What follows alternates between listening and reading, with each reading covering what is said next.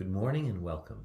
This is our second Sunday service, presented remotely via an email link due to the coronavirus shutdown in the United States. I hope you had a chance to watch last week's service.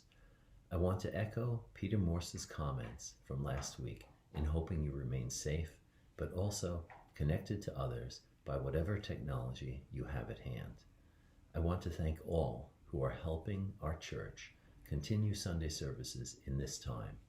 We'll do our best to keep the church services going. We gather for worship, both together and apart. The distance will not keep us from lighting our chalice, the symbol of our faith. May its light shine far and wide, reaching all of our hearts and minds, binding us together.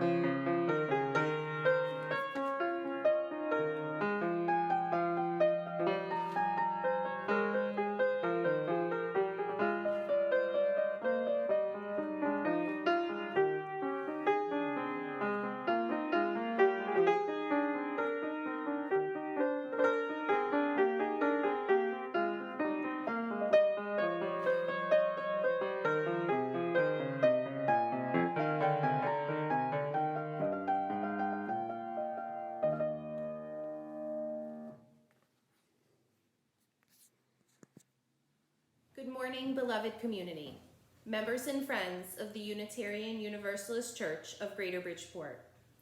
I welcome you to this time of worship, a time when we are not together in body, but in spirit. Each week, our welcome message is followed by what we call the exchange of greetings. Today, we cannot engage in our typical exchange of hugs and handshakes. Instead, I encourage you to think of other ways to exchange a greeting, to think of your friends and loved ones within our congregation who would appreciate a phone call or an email or a letter. It is important for our hearts and minds to stay connected until we can come together again. What is an elevator speech?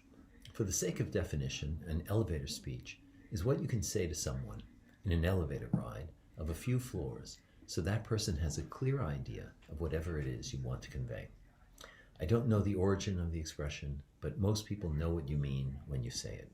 Perhaps the phrase derived from the corporate world, maybe in New York City, in the mid-20th century, when an elevator ride at corporate headquarters might be the only chance for a newly hired employee to rub shoulders with the big shots. How many floors is the elevator ride? Well, let's give the young corporate man or woman about 4 floors and assume the doors open slowly. She may have 30 to 40 seconds to tell the big shot about her work and make an impression.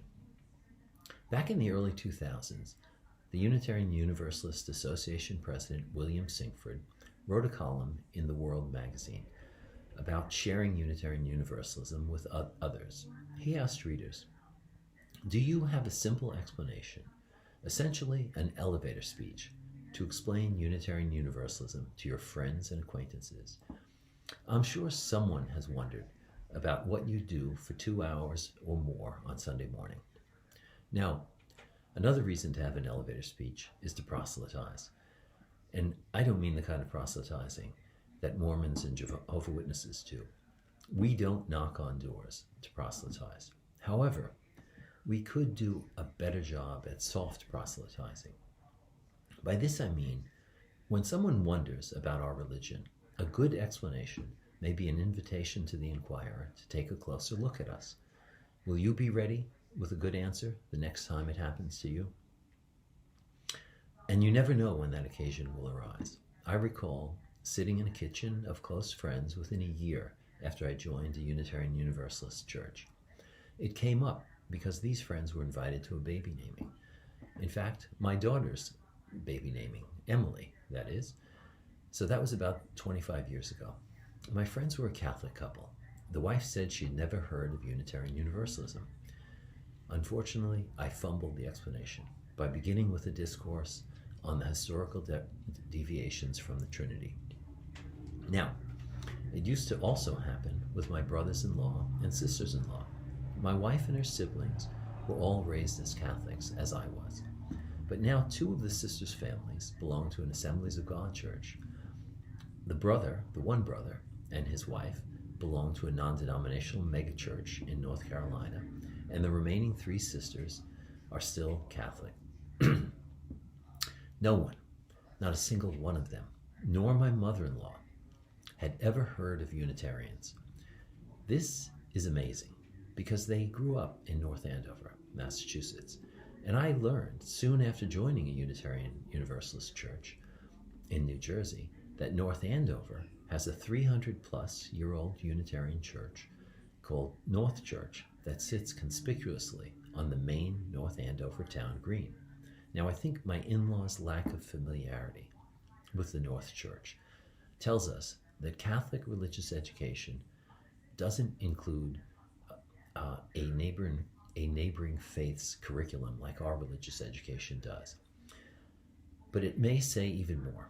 Anyway, the mistake I made with my in-laws when I first tried to define Unitarian Universalism for them was to define our religion in terms of what we don't believe, about not believing in the Trinity, about not believing in hell, about not believing in the resurrection.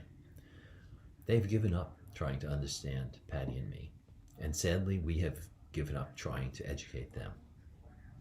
Now, I recall a funny story from a former member named Brandon, who some of you may recall. Brandon was our treasurer, maybe back in 2012 or so. He told me he was at a bank bringing some of the church documents there, and a bank employee, taking the papers, observed the account related to the church. So she asked Brandon, "What do you guys believe?" Brandon was a quick thinker on his feet, and he replied, "We believe we are tax exempt." That is a correct answer, at least for the near term, while our country remains free from theocracy. But I'm thinking of a more philosophical, religious answer. When it happens to you or me again, when we're given a chance to make our pitch, what are we going to say about a church that suggests we can define our own religious path in a company of like-minded seekers? A church that says we can make this current life count for its own sake. A church that expects us to play a role in maintaining it in both a physical and a spiritual sense. The person asking about Unitarian Universalism is not going to have the patience to hear about losing the vote to the Trinitarians at the Council of Nicaea in the 4th century, or about the liberal wing of the Protestant Reformation, or about John Murray landing on the shores of New Jersey to preach about universal salvation, as much as I like that story. And they're not going to have the patience to hear about Joseph Priestley helping to start Unitarianism in the young United States when he wasn't busy trying to identify the element oxygen, or about Emerson, Thoreau, the abolitionists, the civil rights era activists, and all of those fascinating people and our fascinating history. It might be nice to have a copy of the Principles and Purposes bookmark handy, or the wallet card on what Unitarian Universalists believe. But our questioner is also not going to have the patience to wait to hear you read and recite the principles either. Now, Sinkford pointed out in his column that there is something odd about the Principles and Purposes. He said, there is not one piece of traditional religious language in the Principles, and you can understand why, given Unitarian Universalists' ambivalence toward certain words like soul, worship, faith, and even God. Maybe the wording of the Principles struck a balance between the deists and the humanists in our diverse and tiny denomination. But as another minister pointed out, who is going to ask for a copy of the Principles on their deathbed? So back to the topic. Do you have a good, short answer for what Unitarian Universalism is? We're going to present some elevator speeches from our fellow congregants. I'll begin with my own. Unitarian Universalism teaches us that all our fellow human beings have dignity. It teaches us to be grateful for this life and the world around us. And it says, keep an open mind and keep questioning. Also, it says that our own life experience provides us with the tools to make our religious choices. So my answer to that question of, so what is Unitarian Universalism anyway, is that it's a religion where we join together on a path to celebrate what we're finding to be each our own individual divine, that we're celebrating that journey to the divine that we've defined, not the destination of a single answer. And in doing so, we recognize lots of sacred texts, but you're just as likely to hear Thoreau or Emerson or Socrates as you are to read from the Bible, because we recognize that there's wisdom coming at us from everywhere, and that joining together like we usually do of a Sunday allows us to nurture each other on our journey to that destination. Unitarian Universalism is a religion that focuses on humanitarian principles rather than adherence to rigid religious doctrine. Our services emphasize that all persons, regardless of their race, nationality, and country of origin, are worthy and should be treated with dignity and respect. Our meetings encourage principled ways of conduct that we hope will someday lead to world community. We discuss ways we can contribute to the betterment of society. We also encourage our members to share their life's challenges, good and bad, with the entire congregation. Each of our congregations provides what assistance it can to those who have challenges, such as obtaining adequate food and clothing. Congregations regularly organize food and/or clothing drives for the local, less fortunate folks. Our services also reinforce our need to respect the environment, the planet itself, as well as all the wonderful creatures that live on the planet. We believe all different things. You can be Jewish, Christian, pagan, or anything else, or even a little bit of all religions, and still be a Unitarian Universalist. Being a UU isn't about being told what to believe. It's about learning how to be a good person and to help other people. We have heard from Connie Cole Ingber, Art Ofinger, and Marissa Tiger. Here are a few other elevator speeches from that World article that I particularly liked. From Roger Berger, most religions work to get people into heaven. Unitarian Universalism works to get heaven into people. And from Tim Binder, in the theological or spiritual realm of the unproven, it's do it yourself. Your responsibility is to determine for yourself what speaks to you and what you need to believe. And from Warren Ross, we celebrate the inherent worth and dignity of every person and seek a peaceful, just, and compassionate society. At the heart of our faith, therefore, is the commitment to democracy, not only as a form of government, but as a moral value that lifts our lives beyond the self-centered and mundane and gives meaning to our existence. And finally, Reverend Sinkford's elevator speech. Unitarian Universalism stands for one God, no one left behind. That didn't even take time for the elevator door to close. Bill Sinkford reminds us that the word gospel means good news. We don't have a gospel like the Christians, whose story of good news has been repeated for 2,000 years. But we do have good news. Bill Sinkford is right that we need to share our good news and advises, put a name to what calls you, do it often, practice telling it to others. We do have good news for a world that needs it badly.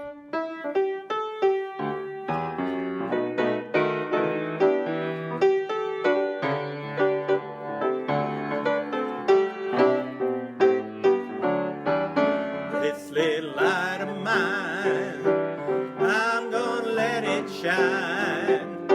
This little light of mine, I'm gonna let it shine. This little light of mine, I'm gonna let it shine. Let it shine, let it shine, let it shine. Everywhere I go, I'm gonna let it shine. Everywhere I go, I'm gonna let it shine. Everywhere I go, I'm gonna let it shine. Let it shine, let it shine, let it shine. Building up a world, building up a world. I'm gonna let it shine. Building up a world, I'm gonna let it shine. Building up a world, I'm gonna let it shine. Let it shine, let it shine, let it shine. Sending out our love, sending out our love. I'm gonna let it shine. Sending out our love, I'm gonna let it shine. Sending out our love, I'm gonna let it shine. Let it shine, let it shine, let it shine. This little light, this little light of mine, I'm gonna let it shine. This little light of mine, I'm gonna let it shine. This little light of mine, I'm gonna let it shine. Let it shine, let it shine, let it shine. Let it shine, let it shine, let it shine.